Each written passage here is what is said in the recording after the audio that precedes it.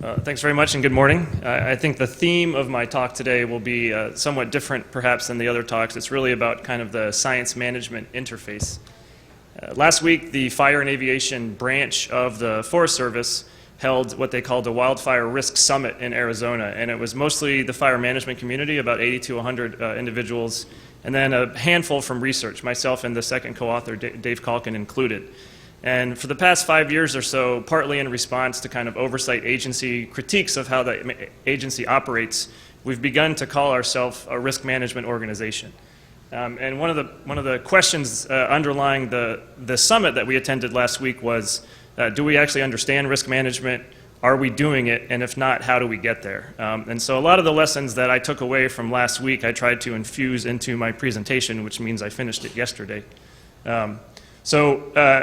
It's still a work in progress. I changed what I had initially planned to present because my understanding of what the actual challenges are, I think, broadened quite a bit. So beginning Risk Management 101 is kind of, are we identifying the correct problems and have we targeted the most relevant and salient risks? And from a holistic perspective, arguably in the US, but I think this is probably true in many other areas as well. For instance, there's a very similar kind of approach that was published in 2013 for Portugal. Is this notion of looking at both where we are today and what implications that carries for the future. And if you look, is there a little, yeah, here we go. So at the top here we have the susceptibility of values on our landscape. This could be homes, it could be watersheds, it could be habitat, it could be infrastructure, what have you, as well as the hazard that the landscape presents in terms of fuel conditions, continuity, structure, et cetera, jointly lead to risk. And then our response is to, for the most part, aggressively suppress these fires. And this has some parallels to what's been variously termed the fire paradox or the firefighting trap, where successful fire exclusion and frequent fire forests today can lead to accumulation of fuels and fires that are more resistant to control in the future. But what we're also bringing into this model is some of the more social and economic system components, where we have well-documented strong social and political influences as well as misaligned incentive structures that, in addition to just whatever the extant level of risk is, also drive fire managers to potentially move beyond what would be economically efficient or perhaps even effective when they fight large fires. And then this further has downstream consequences for the budgetary consequences.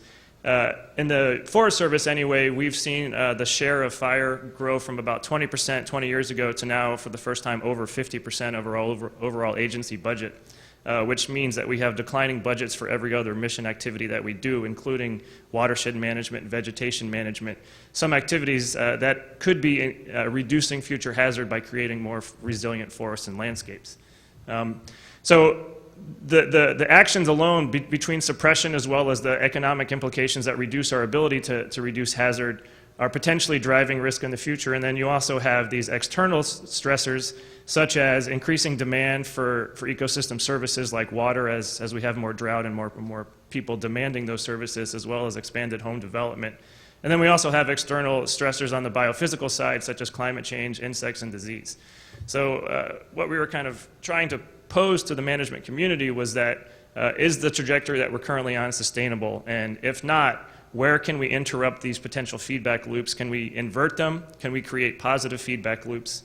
And Dave Calkin presented this at the meeting, and it got some grumbling, but it resonated quite well with the community. So at least we're beginning to kind of propose that we need to fundamentally rethink, and instead of doubling down on more suppression resources in all circumstances, maybe we can kind of remove ourselves from this context.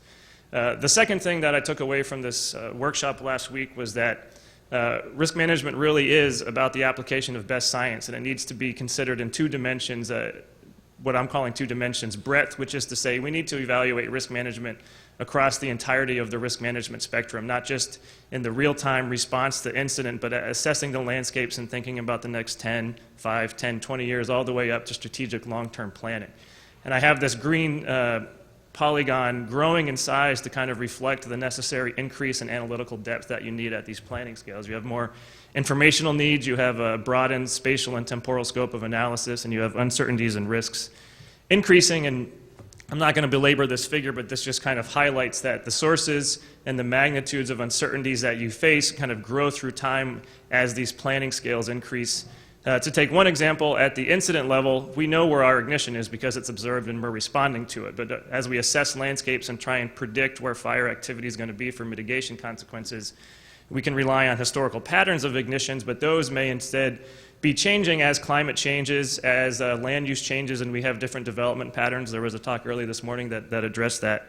So moving forward, just returning to this idea that we need to have expanded analytical depth and reliance on science-based information when we make kind of decisions across the spectrum in concept. But I think in practice, this is kind of where we currently are. We view risk management as safety. And of course, firefighter safety is critically important, but it's not clear how, as an agency or as a society, we understand what risk management means as we actually plan for the future and try and create a more resilient system to fire. And this has consequences for the types of activities that the agency can invest in, such as preventing ignitions, treating fuels, and changing how we respond to fire. And it requires asking some questions such as where are risks highest on the landscapes, where can they be effectively mitigated, and at what cost? And so this is then where I segue into the opportunity side of the presentation, kind of posing the idea that efficient risk management can be a tool to kind of at least change the slope of that trajectory, if not hopefully put it in the other direction. So a couple of key points here. First, risk management is a process. We don't just say we're a risk management organization and then magically overnight become one. It requires a fundamental rethinking of how the agency actually operates. And key point, we need to be more interdisciplinary. We can no longer remain in individual silos. Here I'm showing economics and decision making as kind of key interdisciplinary links to risk analysis, but risk analysis itself is by definition interdisciplinary. We need fuels modeling, we need fire modeling, we need fire ecology, climatology, meteorology. Kind of on the intersection between risk and decision, we need to start thinking in terms of probabilities and recognizing that our future is not certain. And we need to take a hard look at what is and is not effective. So I'm going to kind of fairly rapidly now go through a series of slides that just kind of describe some of the spatial risk assessment work that we've been doing, and we've been doing this in partnership with fire managers throughout the western United States. This is an example from the Rocky Mountain region, which kind of encompasses the states of Colorado, Wyoming, and the Dakotas. And we're specifically just looking here at watershed, but this can be applied to kind of any resource or asset you might be looking at. And we're adopting effectively the ecological risk assessment paradigm that many other agencies have adopted, including the EPA, where you're looking at the exposure to the hazard, in this case the fire, as well as the effects or the consequences of fire. And kind of to translate into how we're modeling it in specific fire context, we look at the likelihood or the probability of fire occurrence, the intensity with which fire burns, and then the susceptibility of the resources or assets to fire. So the exposure component is a spatial overlay of the resource or asset in question with some metrics about fire behavior. So for instance, here we're comparing two different watersheds on the basis of burn probability and fire intensity. And what you can see is that this watershed is significantly more likely to burn by an order of magnitude and significantly burns with significantly greater intensity when it does burn. So this information by itself can be very informative for kind of prioritizing limited budgets for mitigation of potential consequences in that watershed. But there could be more reasons to move beyond exposure alone. And in one case, it's because you could have vastly different susceptibility levels across the types of resources or assets you're considering. For instance, wooden homes versus concrete structures versus fire-dependent habitat versus fire-susceptible habitat, et cetera. In this case, we can also compare watersheds according to their potential for erosion, which would be a function of slope and soil type predominantly. But you can also have watersheds with very different categories of burn probability and intensity, but they may still have very different potential consequences if you factor in things like erosion potential.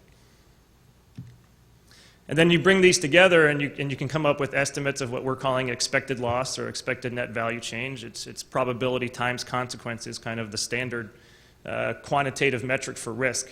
And this slide in particular is where I want to get for a moment into why I think there's some significant opportunities here, is because risk is not uniform. For instance, in the United States anyway, only about 2% of fires account for about 95% of all area burned. And that's a rough approximation, but it's highly asymmetrical. And those distributions are kind of similar whether you're looking at the distribution of areas that are most likely to burn on the landscape, the distribution of areas that are most likely to burn with the highest intensity. It also matters where the things that you care about on the landscape are that could be negatively impacted by fire. So if we look at all of the various watersheds that we analyze in this region, you can see that there's a very hot spot right here in southwestern Colorado on the San Juan National Forest. So that is where risks are highest. And this small area accounts for a kind of disproportionately high amount of the overall negative consequences to watersheds in the region. And it just so happens, coincidentally, that if we start to apply masks and understand where can we actually feasibly implement mitigation treatments, in this case we're looking at prescribed fire and mechanical treatment, the San Juan National Forest also has the greatest degree of opportunity to actually treat the fuels and reduce fire hazard and hopefully create more resilient watersheds. So this point is that by going through these exercises and trying to bring all these interdisciplinary components together, we may be able to identify opportunities where we actually can effectively and efficiently mitigate risk, and also understand areas where we may have very limited ability to do so and not use resources kind of inefficiently.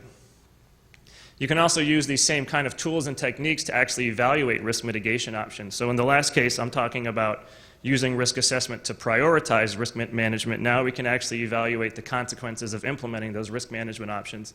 This is an example that we did on the Deschutes National Forest, which is in west central Oregon. Here we have outlined in dark gray the location of all proposed treatment locations. And here we show the kind of the post-treatment consequences. The areas in cooler colors that are blue show areas where fire is less likely to occur because of interruptions in the spread of fire because of these treatments. And you can take that one step further and begin to look at, okay, what are the consequences of reducing fire spread potential on this landscape? Here we're looking at the wildland-urban interface, threatened and endangered aquatic species, and old-growth trees. And we have kind of a histogram comparing across flame length categories the expected area burned. And post-treatment, these distributions shift down and to the left. So we're reducing the prospective exposure of these things to fire, and this is kind of useful for facilitating these kind of cost-effectiveness metrics that might be useful for prioritizing and evaluating projects. You can also combine these probabilistic fire models with economic models, and here we're looking at the suppression costs for managing large fires. And you can do that to look at trade-offs across investments. So for example, here we're looking at 1 escape per year, here we're looking at 3 escapes per year, and here we're looking at 5 escapes per year, which could be a consequence of education, campfire bans, initial attack investments. And then for each set of different dashed lines, we're looking at a treated and an untreated landscape. And so you can see in all cases, we're shifting that distribution to the left, so we're reducing the prospective future costs of managing these large fires.